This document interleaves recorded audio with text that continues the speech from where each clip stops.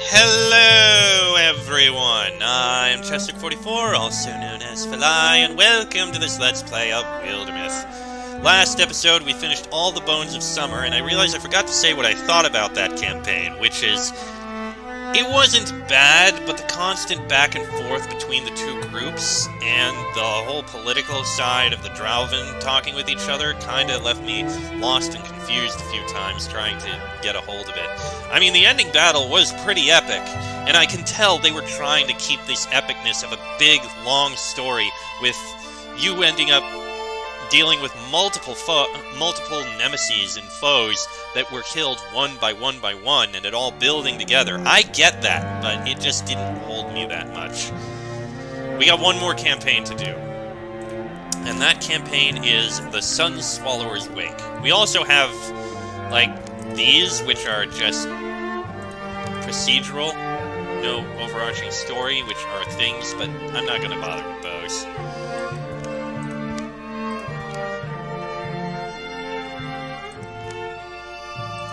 That's different. But anyway, the Sun Swallower's Wake. A forgotten tyrant returns to this talon-torn land. In the Grey Reaches, blood betrays blood. Bonds are kept, bonds are broken. And the feathered thief who ate a piece of the sun hungers still for more. A 3-chapter campaign for legacy heroes with multiple threats.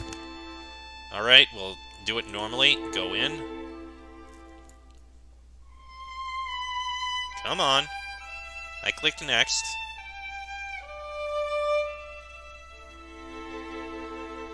There we go. Okay. So we gotta pick from our legacy. So, the two who were there. First up is Arthur.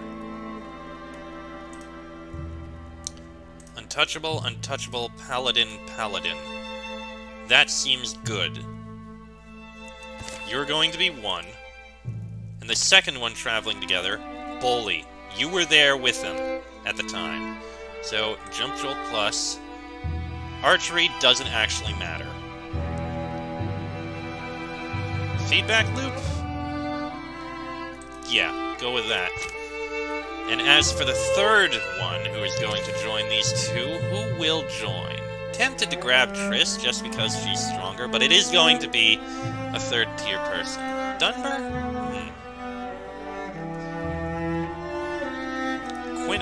Quinnen joining it would be an interesting idea, but I don't think so. Dunbar or Triss?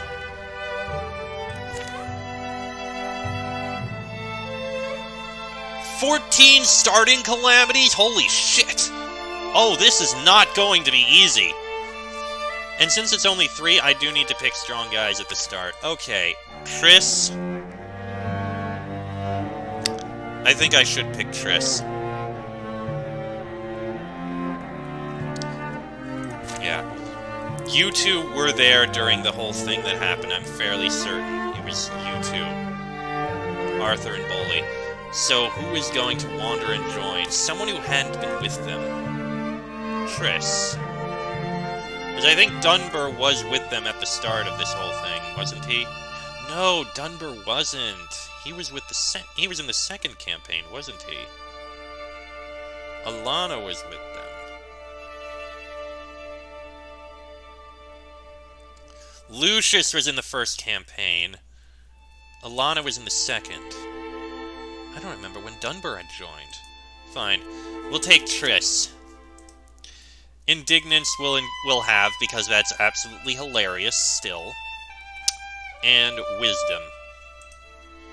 It may not be that great, but we'll try it. Go for it. Alright. This is not going to be easy, I'm fairly certain. But let's see how it goes. Okay. So. We've got... If I do...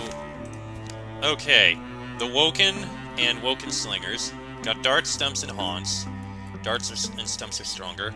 For the Gorgons, we got Roe, Raccoons, Rages, and Bogmores. And for the Morthagi, we got Spectics, Sommeliers, Watchmen, and Weldings. Alright, this is gonna be tricky. Not gonna be easy. Let's begin. The sprawling valley, these towering peaks, you feel the shape of them in your blood. They are as they were when life was young, when the first of our people set foot upon the untilled soil. Those were cold days, stumbling days, but we were not alone. There were beasts of the earth, of lake and stream, of the sky, and other shapeless things, both willful and strange. Some came with friendship, others with mischief, and one day over our lovely hovel swooped Vulture. She was known to us by name and rumor, the mighty sun-thief, cunning, capricious, covetous. Insatiable in her appetites, she conquered and devoured, and thirsted after all that shone and sparkled, jewels and gems and stars and moon. And most of all, she desired the sun. So up to the sky's very rim she soared, and with her beak she tore it down and carried it back to her mountain. Then the sun shone only at Vulture's whim, and the land fell into bitter winter. So it was when we came to the valley. Cruel winds froze the blood in our veins, long nights stole our children and our old, and in the midst of our mourning, Vulture appeared. She claimed us as her subjects, and she offered us a span of sunshine, a warm and prosperous year. In return, we would pay her tribute, the corpses of our dead. We refused. Incensed, Vulture spread her wings and departed. But when we lay asleep, she returned, clutching in her talons a lick of sun flame. It burgeoned into a mighty blaze, and consumed all that we had built. But courage, sometimes, is born from great anguish. Think that was the end of the old bird? So did our ancestors, actually. Flames charred her flesh and melted her feathers, but the malice, so pure and pungent, which dwelt in Vulture's heart, would not perish. Gnarled and misshapen she arose, hissing her hate and vowing revenge. Imagine being too hateful to die like a normal thing. She's a regular pest in lots of the old stories, always popping up to eat us and steal our joy. My Nan had a big old book of stuff like that, rocked me to sleep with it. Always liked the talking animal. Hi. And there. That should do it. I've gotten sort of used to the old drip-drop. Wonder if I'll miss it. Hey, you good with doors? It's, none of my business, maybe, but don't you have a regular house mender for stuff like this? Out here? I'm lucky if I see the same face twice, much less an odd jobber. First it was the floods, now it's rumors of kidnappers and beast worshippers. Not a lot of folks willing to risk the road. Just got the adventuring types mostly. Not that I'm complaining, get to meet some real heroes sometimes. Well, as soon as I saw you, I thought, how about those two? But the dusty roads that stitch this yondering together are riddled with inns like Joel's. Here, weary feet can stall while empty bellies are filled and words are traded. News and rumor, tale and song, like seeds lodged in a traveler's shoe, they take root wherever they're dropped. You're up from the river towns? Can you tell me if Crusty Jillorn ever finished his new windmill? Did you see it? Is it bigger than before? Don't worry, you'll get a chance to tell me all about it. I'll go ready the rooms. 3 heroes meet in an inn. Sounds like the start of one of Nan's stories. Quiet place, far from anything.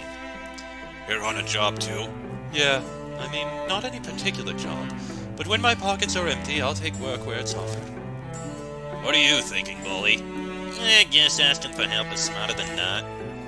Their story isn't all that new to Triss. Cultists have plagued the people of these lands as far back as she remembers.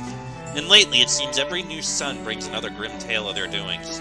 Abductions, pilferings, and worse. The faces she meets on the road are too often clouded with fear and mistrust. It's not just the roads anymore. There's been farms attacked and places like this. Old Lady Helly tried to stop them making off with her sheep. Isn't it pretty? So the river people tried putting a company together, hiring folks to patrol the roads, root out the cultists. We were the only volunteers. And you're wondering if I... Okay, who's ready to see my collection? That one in the middle is Mulvion Hemlock. Passed through a few years ago and let me take his sketch. Really captured his fierceness, don't you think? Shit, we did have Mulvian. And there's, God damn it, I am horrible with names. Then there's Orvir and Ether Tara, and of course the amazing Quinnen Barley. Oh yeah, Quinnen! Triss, isn't he your brother? My wall of heroes, I call it. Always looking for new auditions. Want me to show you in which beds they slept? No thanks. By a crackling hearth, plans are settled. Saving a spot for you on my wall, Triss, don't forget! So out of all the jobs you've taken, what's the weirdest? Or how about the hardest? Don't think about it in those terms much. But there was this time last fall when... You know what that sounds like? They scramble down the hillside, chasing sounds of a scuffle to the canyon entrance, where a traveler is beset. 2 horned childs, 3 slingers, awoken and a chosen. Alright, guess we got some fighting to do here. Coming from all directions, it seems. Bracken! Alright. Arthur, you head here. You'll provide protection in case anything shows up. Bully, you go ahead. Chain lightning, well done. Triss. Interviews with this, and discus that woken. Well done. Alright, you, Bracken, you stay over here. You cannot move very far at all. Here come the others. There's a horn child. And there's another one. There's a slinger. Alright, Bracken, you're not going to be able to do much. Alright, you, Thunderstomp.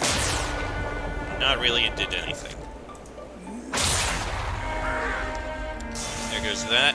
Arthur, you head over here. When that chosen comes closer, and he's going to, you will attack it.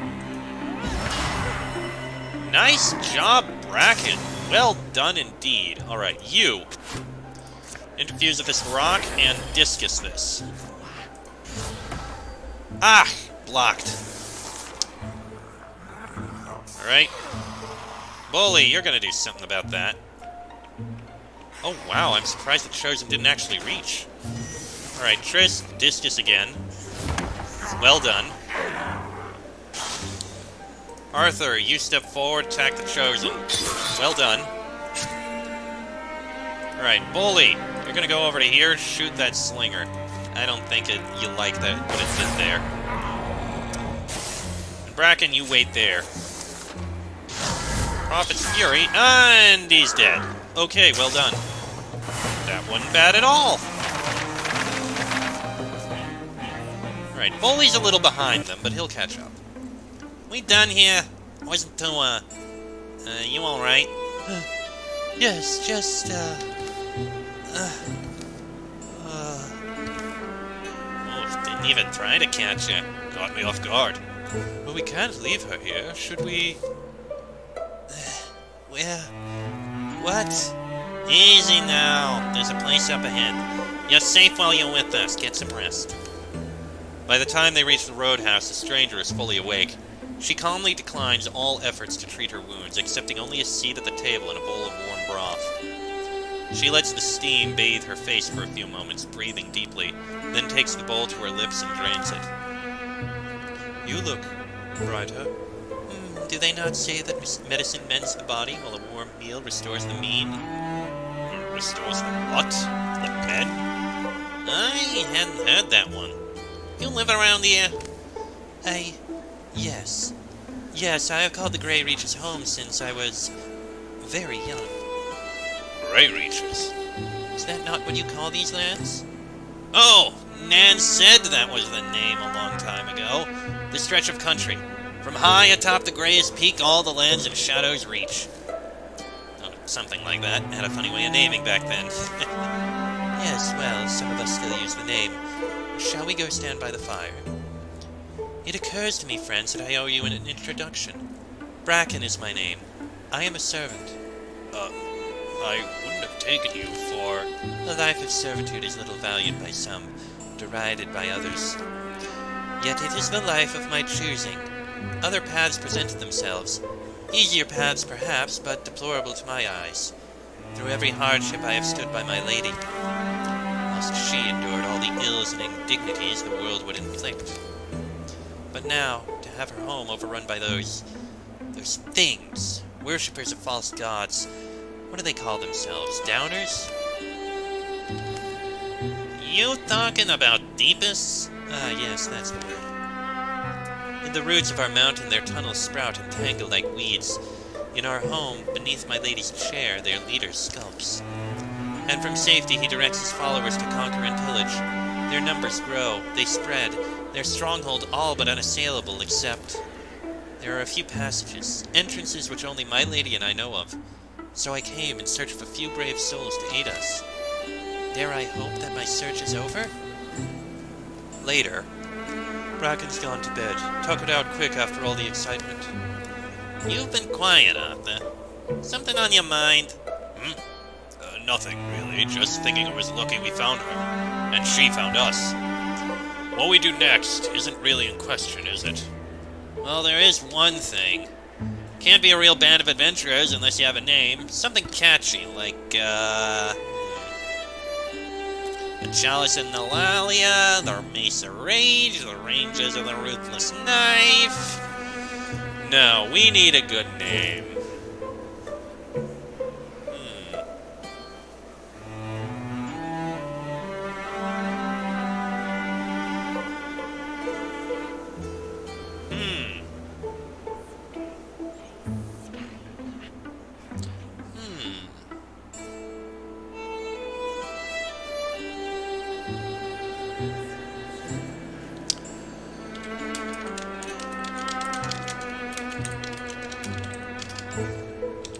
Protectors of Moth's Light. I think that's... No, I forgot. Hold on. Bearer.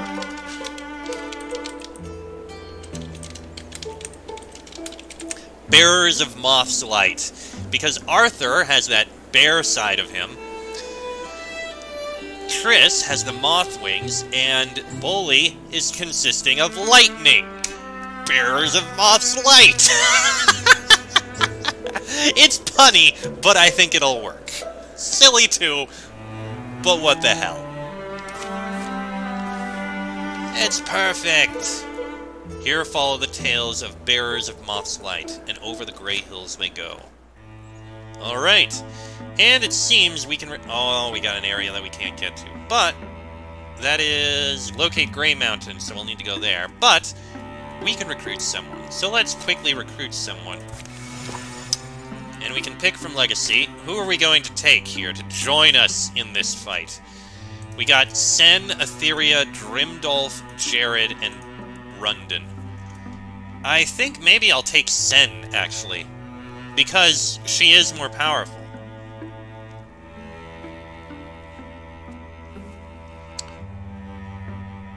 I think it could be fitting.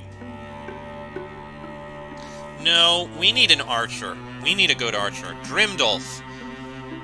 I don't even remember what voice I gave Drimdolf, so I'll figure something out. And maybe we'll get some evolutions to his wolf side. So let's see. Through shot, piercing shots. We'll go with piercing shots. Go ahead, Drimdolf. There comes soon a night when Triss's path puts her down again at the old inn door. From outside, the innkeeper's haltless chatter sounds like merry music. Climbed on my roof, that woman, and was able to fix the leak. Of course, I used to wash my neck from the drip that was dropping, so now I... You've got dinner still, don't you, Joel? Or is it just talk? Triss Barley, you're back already. Get kicked out? Come inside, there's at least a beggar's bowl to be had. Trail happened to bring me back. I'll stay the night again if I'm welcome. You'll never be a stranger under this roof, it's half yours. Triss is fed, and she obliges the innkeep with a little bit of trail news, managing to win a free meal in the bargain. I think it's lucky you happened back. The man at my back is surely a legend in his own right, at least to us on this patch of Earth. God, what voice am I giving him? Legends shouldn't have toothaches. It'll be the match everyone's wanting. You two together, it'll inspire 1,000 rhymes. There's those who go too far, but don't you always go the two farthest, don't you? You look like you've been holding your words in. Sorry. Yeah, so, Triss, I should say it like I mean it, because I do. You'll maybe think I'm a flower pop. I sort of am, and people kind of like it, but I'm reliable too. And I pretty earnestly want the bad years to end. So, and I'm serious, if you're the mythic Joel's been singing about all night, if your company's called Bears of Mothlight, I'd like to join. Well, sure. I don't see why we'd refuse you. Your name's Drimdolf. Oh, right. Drimdolf Coral. It's deepest in the mountain. You'll help even if you're just some extra eyes, extra hands. At camp, you know. Don't be in too long a rush to prove you're dangerous. Had my share of run-ins. Alright. Share a drink. A first drink. Wow, chills! Chills! I'm getting chills! Alright, go ahead with the recruitment. And there we go. Drimdolf is ready for adventure. He's low level compared to everyone else, but he'll be able to help. I think, anyway. Even if he's only got a... Oh no, it's a fire bow. That's good. And a dagger, which doesn't matter. But a regular fire bow, that's fine. Alright. And with that, I think I'm going to end this episode here. Is it ending early? Yes. But I think that's fine, because shorter episode is fine, and we just got through the start of this. So, next episode, we will begin our wandering off, the four of us, into adventure. But that'll be in the next episode. So until then, I'm Chester44, also known as Fadai. That is Arthur, Drimdolf, Triss, and Boley. This has been a Let's Play of Wildermyth, and I shall see you all next time.